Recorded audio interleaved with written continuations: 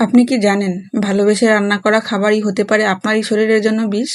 বেঁচে যাওয়া খাবার গরম করে খাওয়া আমাদের অনেকেরই অভ্যাস, কিন্তু এই অভ্যাসই আপনার লিভারে, পাকস্থলী এবং হার্টের মারাত্মক ক্ষতি ডেকে আনছে। আজ এমন 3টি খাবার সম্পর্কে জানুন যা দ্বিতীয়বার গরম করা মানেই শরীরে বিষ ঢুকানো। নম্বর 1, পালং শাক। পালং শাকের তরকারি পুনরায় গরম করলেই বিষাক্ত নাইট্রেটে পরিণত হয়। এটি সরাসরি ক্যান্সার তৈরির ঝুঁকি বাড়ায়।